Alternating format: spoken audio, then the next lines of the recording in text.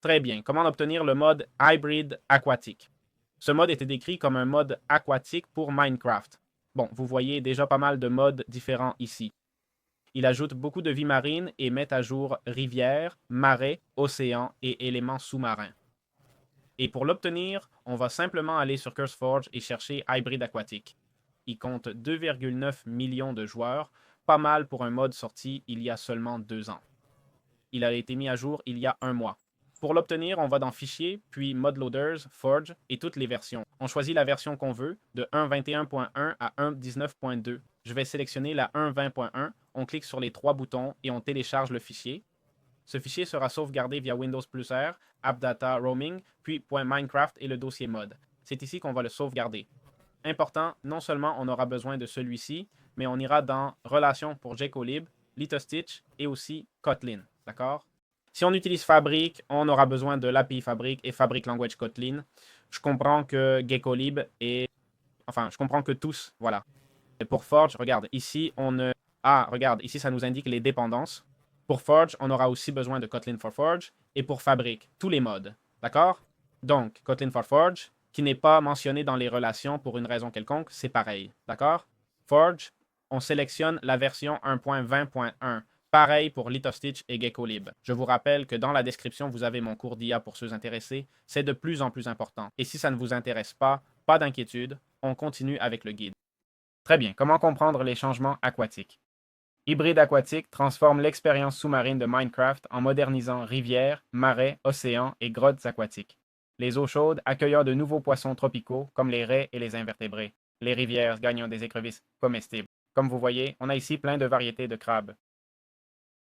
Imaginez tous les mobs différents qu'il va nous ajouter, d'accord? Je vais en placer quelques-uns ici, mais comme vous voyez, ils sont tous très variés. Certains changeront davantage avec un modèle plus distinct, d'autres seront assez similaires. Regarde, là on a un crabe-fourmi. On parle d'un mode qui ajoute énormément de variétés. Dans les profondeurs apparaissent aussi normalement des évents thermiques.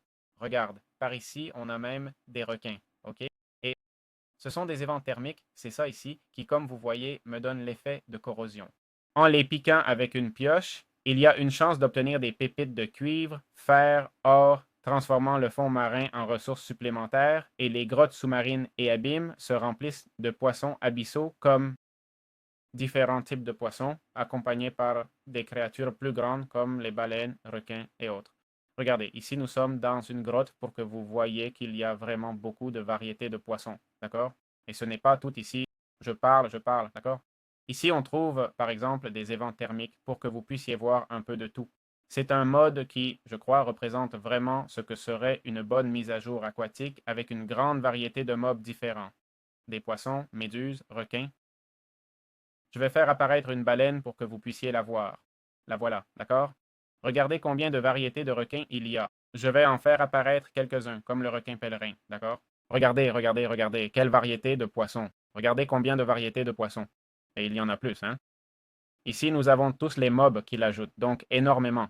C'est un mode que peu de gens connaissent, c'est pourquoi il n'est pas si populaire. Car finalement, 3 millions d'utilisateurs pour tant de mobs ajoutés, ça me paraît peu. En plus, chaque mob a son comportement, comme les bancs de poissons. Vous voyez, ils restent ensemble, ce qui est vraiment sympa. Regardez, vous voyez comment ils se regroupent? Ils se déplacent ensemble. C'est un comportement programmé, donc très intéressant. Très bien. Comment profiter des poissons de Minecraft avec hybride aquatique? Bon, hybride aquatique réorganise la faune marine de Minecraft en catégories avec des usages clairs comme nourriture ou ressources. D'accord? D'abord, nous avons les petits poissons, d'accord, qu'on appelle small fish. Beaucoup de petits poissons laissent leurs propres objets en mourant qu'on peut mettre sur la table de craft, d'accord? Comme tous ces petits poissons, pour obtenir de la viande crue, d'accord, qui, comme vous voyez, peut être obtenue de cette variété de poissons et même de tous ceux-ci, nous donnant un point de régénération crue, d'accord? Si on le cuit, ça donne 2 points et 2,5 de saturation. Ensuite, les poissons plus gros, comme le thon, le poisson lune, donnent de la nourriture, ils lâchent un objet qui devient aussi de la viande de poisson ou ils laissent directement cette viande. Il y a aussi d'autres poissons décoratifs qui ne donnent rien, d'accord? Comme l'ange, le poisson zèbre, le crapaud, le tétra, la pierre et autres, leur fonction est esthétique et écologique, conçue pour les aquariums, les récifs et les biomes plus vivants. De plus, certains poissons montrent des comportements spécifiques utiles pour l'ambiance. D'accord? Par exemple, le thon peut sauter hors de l'eau. Je ne sais pas s'il va le faire maintenant, mais il peut le faire. D'accord? En fait, regardez, il y a quelques méduses qui remontent aussi à la surface. Et puis, il y a les anémones. D'accord? Des interactions intéressantes comme celle entre anémones et poissons clowns. D'accord? Les poissons clowns qui interagissent théoriquement avec les anémones comme refuge et mille autres choses. D'accord? Découvrez comment utiliser les crustacés et crabes dans Minecraft avec Hybrid Aquatique. En gros, les crustacés enrichissent l'alimentation et ajoutent des mécaniques de combat et progression. Ici, nous avons d'abord les crevettes, par exemple, d'accord? Ce qui seraient les crevettes, d'accord? Ce sont celles-ci ici. En les tuant, elles donnent des crevettes crues qu'on peut cuire. Nous avons aussi les homards, d'accord? Un peu plus grands. Les voici, assez sympas au niveau décoratif. Et ils lâchent des pinces, d'accord? Basiquement leurs griffes. La queue qui peut servir de nourriture, d'accord? Vous voyez, on peut l'utiliser comme nourriture, puis la cuisiner, d'accord? Ce sont des aliments relativement bons. Nous avons aussi bon, toutes sortes, il y a plein de crabes, d'accord? Mais parmi eux, il y a aussi les Bernard l'ermite, d'accord? Ce sont ceux-ci ici. Ce sont des Bernard l'ermite qui, en plus d'apporter de la variété visuelle, peuvent creuser le sable et parfois lâcher des pépites en se déplaçant. Regardez, on a même ce crabe ici qui est je ne me souviens plus de son nom. Voyons si je peux. Spider crab, voilà. C'est l'araignée de mer. Il y en a de toutes sortes. D'accord? En plus, les écrevisses, comme les crayfish, pardon, qui nous donneront aussi de la nourriture. Les crabes marins, d'accord? Ils introduisent 9 espèces de crabes qui vivent dans différents biomes marins et partagent une mécanique clé. Chaque variété libère une pince unique. Vous pouvez le voir ici. Toutes ces pinces peuvent évidemment être cuisinées, et les pinces peuvent être transformées en chair de crabe par crafting. Si vous collectionnez les 9 pinces différentes, vous pouvez crafter, le hook, d'accord? Voyons si je le trouve. L'Ominous Hook, celui-ci, qui dit simplement fait apparaître Karkinos. Il faut le mettre dans la main gauche. Et pour que vous puissiez le voir, Karkinos, c'est ça ici, d'accord? Ce crabe géant ici. C'est un mini-boss et voilà ce qu'il nous donne. Très bien, comment invoquer les boss aquatiques? Par exemple, nous avons le Karkinos, un mini-boss crabe. En collectant les 9 pinces des différents crabes de tous les biomes, on obtient l'Omni-Hook et cette créature. Cet objet s'utilise avec la main secondaire en même temps que la canne à pêche, d'accord? Alors, tu lances le hook là et je pense que maintenant il va arriver. Bon, comme vous voyez, nous avons lancé le hook, ok? Voilà un poisson qui arrive, on le récupère et le Karkinos apparaît, compris? Comme caractéristique, il possède 400 points de vie. C'est un crabe de style cramoisi, plus grand que tous les autres crabes. Et quand on le bat, il lâche la griffe de Karkinos, qui fait quoi exactement? Eh bien, elle nous donne une portée de plus de 3 blocs. Je ne sais pas si c'est permanent ou seulement quand on a l'objet. Je suppose qu'on peut l'équiper, non? Donc on peut le mettre et l'équiper, c'est tout. Je vous préviens, c'est une bestiole très, très coriace. Vous allez mettre du temps. Ensuite, nous avons aussi le Léviathan, d'accord? C'est un boss marin en développement. En fait, il semble qu'il n'apparaît même pas. Non, il n'apparaît pas. C'est une énorme baleine qui émet des sons très intimidants. Il est conçu comme une aventure à haut risque en pleine mer. Il y a aussi le Giant Glow Squid, mentionné comme créature inachevée avec un concept défini. Son rôle est de tirer le joueur des bateaux jusqu'au fond de l'océan pour tenter de le tuer. Je n'ai pas la dernière version, donc c'est peut-être pour ça que je ne l'ai pas. Mais bon, c'est aussi indiqué qu'il n'est pas finalisé, donc je comprends qu'il n'est pas dans le mode. Ces créatures vont aussi ajouter 3 boss supplémentaires dans l'océan, ce qui n'est pas mal du tout. C'est ce que je vous dis, Minecraft manque vraiment de boss. Pourquoi pas? Pourquoi ne pas profiter de la mise à jour aquatique pour faire quelque chose d'intéressant comme ce que nous voyons? À l'époque, je me souviens qu'ils ont fait la mise à jour aquatique, bien sûr. C'était il y a des années et le gros problème qu'ils avaient était l'optimisation pour les appareils mobiles. D'accord? C'est vraiment la raison pour laquelle Minecraft est si limité et manque de détails, c'est parce qu'il doit être bien optimisé pour les appareils mobiles et les consoles. Et que se passait-il? Avec la mise à jour aquatique, Minecraft ne fonctionnait plus correctement sur beaucoup d'appareils mobiles. C'est pourquoi ils ne font peut-être pas de mise à jour avec autant de variétés de mobs, car ça finirait par laguer. En fait, une des choses qui laguait énormément à l'époque était le varech, les algues, qui aujourd'hui sont un objet complètement inutiles que tout le monde ignore, d'accord? Donc personne ne se plaindrait si on les enlevait pour mettre plus de mobs. Pas les supprimer, mais peut-être réduire leur quantité, d'accord? Je ne sais pas. Très bien. Comment éviter les poisons et les attaques dans Minecraft avec Hybride Aquatique? Hybride Aquatique ajoute de nombreux dangers aquatiques qui affectent le joueur avec des effets de statut et causent des dégâts au contact, d'accord? Par exemple, les méduses qui me donnent du poison niveau 2. Les méduses, le mode introduit 9 espèces de méduses, d'accord? Toutes celles que vous voyez, et elles partagent toutes une mécanique. Si vous les touchez, elles vous appliquent un effet poison. En mourant, elles laissent des boules de slime et il est recommandé d'éviter de nager directement à travers les bancs de méduses. Nous avons aussi le poisson-lion, d'accord? C'est celui-ci. Si on le tue, il nous donne le poisson-lion, qu'on peut utiliser pour obtenir de la viande, et en gros, si vous l'attaquez ou vous approchez trop, il cause poison. Il est conseillé de le tuer à distance avec un trident ou un autre objet.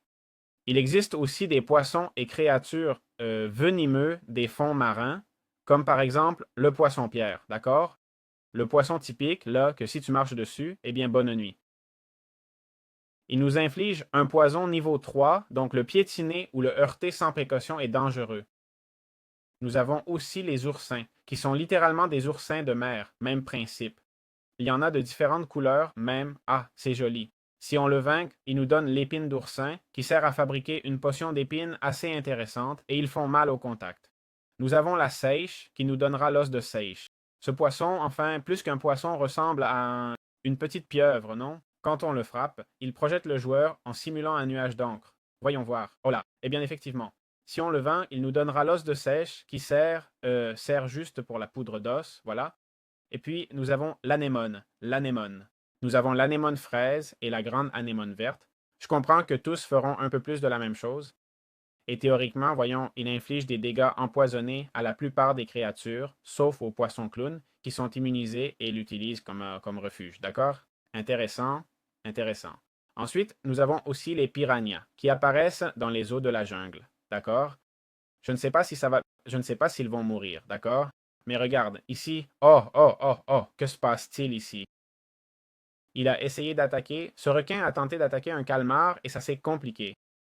Et où sont passés les piranhas? Je ne comprends pas. Bon, voici les piranhas, d'accord? Voyons s'ils attaquent un mob. Oui, franchement, je ne les trouve pas très courageux, hein? Bon, ils attaquent rapidement et appliquent un effet de saignement. Le sang dans l'eau attire plus de piranhas, créant une vague d'attaque.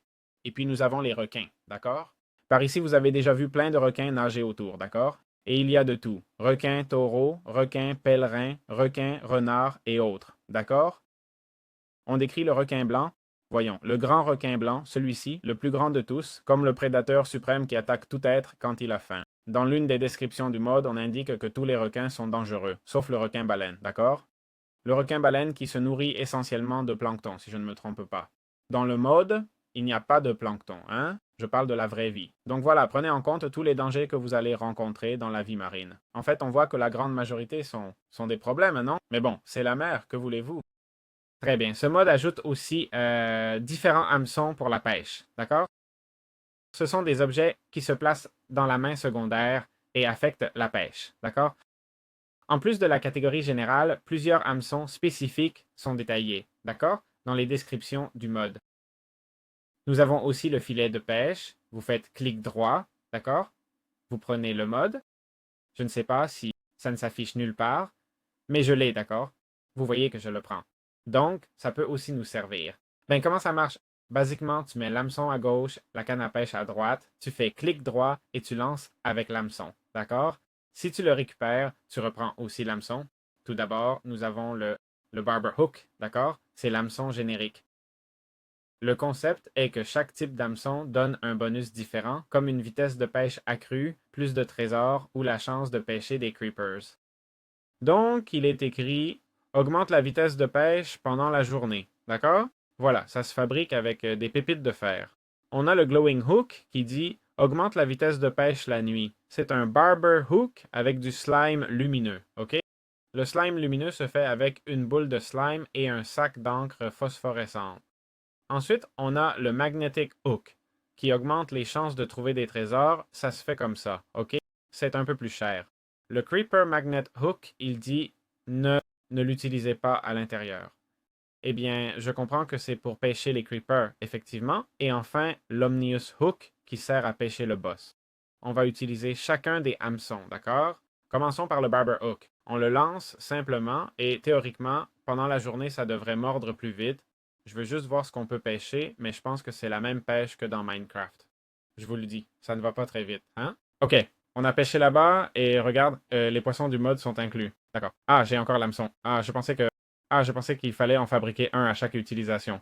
Utilisons le magnétique. J'ai mis le lure 3 sur la canne et Lock of the Sea détruit pour voir s'il donne quelque chose d'intéressant. Ok, je pensais qu'il serait limité, mais non, on peut les réutiliser. Franchement, ça prend du temps avant que quelque chose morde à l'hameçon. Voilà, je le récupère, ça a mordu. C'est quoi ça? Caisse de cerises. Casse-la avec une hache pour l'ouvrir. C'est quoi une loot box? Accepter, boum, cassons-la vite et or et cerises, pas mal. Au fait, on a vu qu'il y a d'autres minerais ici, effectivement, ok? Des minerais de coquillages et de corail. Rien, ce sont des objets nuls, mais on les a quand même. Très bien. Comment utiliser les filets et la capture vivante? C'est que, eh bien, nous avons les filets de pêche, celui-ci, ici, fabriqué avec des bâtons et deux fils qui permettent d'attraper toutes les espèces de poissons, d'accord? Sauf les requins. Donc, attention, les méduses aussi. Et pourquoi pas les requins? Je ne comprends pas. Voyons voir ce requin. Oui, je peux. Celui-là, j'ai réussi. Je comprends que oui, tout type, tout type. C'est peut-être parce que je suis en créatif, hein? Non, non, non, tout type. Quoi de neuf, champion? Je nage avec des requins et rien ne m'arrive, oui, monsieur. D'accord? Donc, on peut attraper n'importe quel type de poisson. Et je viens de les dupliquer, non? Je prends un... Ils attaquent, hein. J'ai été attaqué. C'est ça, je les ai dupliqués, non? Où est-il? Voyons, combien j'en prends? Un, il en sort deux. Ah non, c'est que j'en prends deux à la fois. Ah, mais ils vont ensemble. Ah non, non, ils vont ensemble. J'en prends un, il en sort un. Non, ils ne vont pas ensemble, mais le programmeur les a comme empilés en groupe de deux. C'est vrai, ils vont par groupe de deux. C'est curieux. Bon, je n'ai jamais vu ce genre de mouvement de ma vie, hein? Très original. Pour que le mouvement, au lieu d'être poisson par poisson, le calcul se fasse par paire, vous voyez? En fait, vous optimisez le rendement de moitié, car en groupant deux poissons, vous n'avez qu'un seul processus à calculer au lieu de deux. C'est bien, hein? Voilà l'idée du créateur. J'espère qu'il l'a fait comme ça, je le suppose, mais je pense que oui, il l'a fait. Donc c'est vraiment très intéressant. Et puis on a un enchantement pour la canne à pêche qui s'appelle Live Catch, d'accord? Ma version ne l'a pas, mais c'est un nouvel enchantement pour la canne et quand une canne avec Live Catch, je vais voir si je l'ai, mais non. Quand une canne avec Live Catch attrape un poisson, au lieu d'obtenir juste l'objet, le vrai mob de poisson apparaît près des pieds du joueur. Ça ajoute un aspect de capture vivante beaucoup plus immersif, d'accord? Et puis, quand on pêche, on peut obtenir des boîtes, d'accord? Comme celle-ci qu'on appelle crates. Regardez, toute cette variété de crates. En gros, seul le type de bois change, on le place comme un bloc et en le cassant avec une hache, on obtient différents objets aléatoires, des cosmétiques du mode, etc.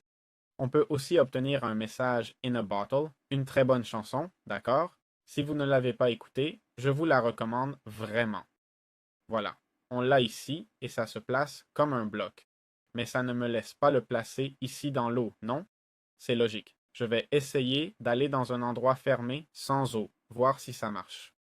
Voilà, on la place comme bloc, la bouteille bouge pour une raison inconnue et se casse, ok? Et là on obtient un livre. Je ne sais pas si c'est le même livre. Message marin, voilà le livre incroyable. Je suis vieux. Les creepers ont un code, les creepers ont un code. Bon, voilà.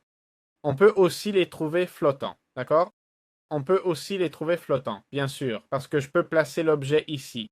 Voyons, je comprends que je peux placer l'objet ici, si ça me laisse faire. Et maintenant, il va flotter. Ah non, non, ça casse, ça casse, ça casse. Bon, ça n'a pas beaucoup de sens, mais on peut les trouver flottants, comme ça ici, d'accord? En plus, on a les marchands ambulants qui peuvent vendre des peluches de requins, d'accord? C'est ça ici qu'on peut aussi obtenir dans les caisses, d'accord? En pêchant. Ça, c'est quoi en fait? Eh bien, ce sont des figurines, d'accord? Des peluches et une façon de les collectionner. Donc, c'est vraiment, vraiment, vraiment cool. Très bien. Comment obtient-on le slime lumineux et les bâtons lumineux? Eh bien, Hybride Aquatique introduit toute une gamme de ressources bioluminescentes dans Minecraft. D'accord? Nous avons le slime lumineux qui s'obtient de divers mobs comme le poisson pêcheur, un de ces poissons abyssaux, qui nous donne aussi l'appât de poisson pêcheur, qui basiquement nous donne un point d'armure quand on le porte sur la tête. Intéressant. Voilà, c'est lui, c'est la bestiole, super jolie, d'accord? Enfin, c'est le classique qu'on voit en photo et qui dégoûte. Et on peut s'équiper, waouh, on peut s'équiper ces objets. Je me demande si ces objets, si ces objets vont. Ils ne nous donnent rien d'autre, n'est-ce pas? Et ils n'éclairent pas. Ils n'éclairent pas. Pff, quelle occasion manquée, vraiment. J'enlève ma vision nocturne un moment et ils n'ont aucune utilité. On peut les enchanter avec protection, rien, mais aucune luminosité, non? Non. Ah, et ça ne permet pas de nager plus vite. Je trouve que c'est un peu gâché. Ça nous donne le poisson, d'accord? Bon, le poisson pêcheur peut donner du slime lumineux et le poisson baril est aussi un autre de ces poissons luminescents. Bon, on a les méduses tonneaux, d'accord? Et celui-ci, le poisson pêcheur, d'accord? On a aussi l'œil canon, d'accord? Je ne sais pas s'il va me donner de l'éclat. Il a l'air. Oui, oui, l'œil canon le fait, d'accord? Certains petits poissons, comme le poisson dragon, libèrent une lueur supplémentaire, et je pense aussi que certaines méduses, d'accord? L'usage principal des bâtons lumineux, eh bien, ils sont fabriqués avec un bâton et du slime lumineux. Et c'est assez évident, mais c'est pour éclairer sous l'eau. On a aussi le bloc de slime lumineux, d'accord? Je ne sais pas s'il agit comme du slime normal, je vais vérifier. Voyons, je saute dessus et, effectivement, est-ce que je colle au côté ou non? Eh bien non, ce n'est pas du slime. Je ne comprends pas vraiment l'utilité, sauf s'il permet de rebondir sous. Voyons, je vais essayer. Je rebondis, ça rebondit, ça rebondit. Ok, ok, intéressant, hein? Et voilà, ce sont les utilités, rien de plus, d'accord? Mais bon, c'est bien de le mentionner. Très bien, comment obtenir des perles et des épines? En gros, on a les poissons perles, d'accord? On a aussi les palourdes géantes, d'accord? Ce sont comme d'énormes huîtres, celles-ci, qui vivent dans les eaux chaudes. Quand elles sont ouvertes, tu peux cliquer dessus pour essayer d'obtenir une perle. Il y a aussi 25% de chances d'obtenir une perle noire. Les perles normales et noires servent à préparer des potions de chance. Voyons voir. J'utilise un bloc de perles, d'accord? Et voilà. Potion mineure de chance, chance pendant 1 minute. Et puis perle noire, bloc de perle noire et potion majeure de chance, chance niveau 2. Bon, pendant combien de temps? Pendant 30 secondes seulement. Et à quoi ça te sert? Je ne comprends pas. Je n'ai jamais vraiment compris à quoi sert la chance. Pour ouvrir des coffres, mais si l'effet dure 30 secondes, combien de coffres vas-tu ouvrir en 30 secondes? Ou pour miner, je comprends que des objets, non? Pour miner des blocs, mais c'est-à-dire des blocs avec fortune, mais bon. Et puis, d'un autre côté, nous avons les épines d'oursin, d'accord? Et sa potion qui, en gros, nous donne des épines pendant 15 secondes, encore la même chose. Pourquoi je voudrais des épines pendant 15 secondes? Sérieusement, à quel moment de ma vie aurais-je besoin d'épines pour seulement 15 secondes? Si l'effet durait 20 minutes, cool, car pendant ce temps, on peut me frapper souvent. Mais si ça dure juste 20 secondes, j'espère que l'effet fait que si on me frappe, il est paralysé, a des crampes, perd la moitié de sa vie. J'espère que c'est super puissant, non? Ce qui ne sera évidemment pas le cas. Ensuite, on a l'oursin, d'accord? C'est lui qui nous le donne. On a aussi les dents de requin, d'accord? Les shark tooth.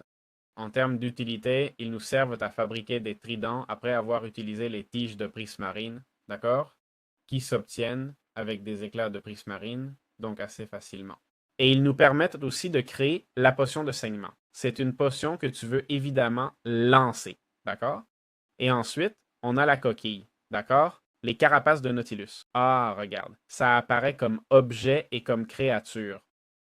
Mon Dieu, je sais d'où Minecraft a tiré le Nautilus, c'est identique, mais que c'est le même que celui qu'ils ont ajouté, non? Voilà, ça nous donne un casque de Nautilus et 2 épaulières de Nautilus, d'accord? Comme élément décoratif, quelle armure? Comment c'est? Bon, 13 points d'armure, ce n'est pas extraordinaire. Et ça nous débloque aussi, d'accord, beaucoup de fabrication, d'accord? Comme la lance, la pelle, la pioche, la houe, la lance, mais la lance, ce n'est pas pour le cheval. Je ne sais pas s'ils l'ont ajouté à la dernière minute ou si c'était déjà là. Voyons, j'ai vérifié et c'est sorti le 9 novembre. Donc possible qu'il l'ait mis à la dernière minute, hein? Ça sent vraiment l'ajout de dernière minute, franchement. Donc voilà, c'est ce qu'on a. Très bien. Comment explorer l'océan profond de Minecraft avec l'hybride aquatique?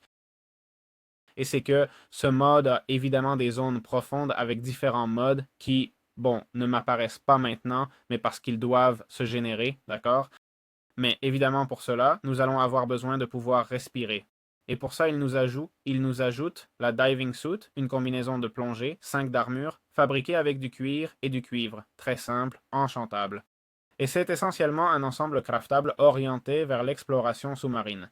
Ça augmente le temps que tu peux rester immergé, facilitant les plongées prolongées. Ça donne une flottabilité négative, c'est-à-dire ça te maintient collé au fond marin, t'aidant à marcher et travailler sans flotter constamment, ok? C'est-à-dire, si je me lâche maintenant, je descends plus facilement, compris? Bien que, bon, je le trouve assez similaire, hein?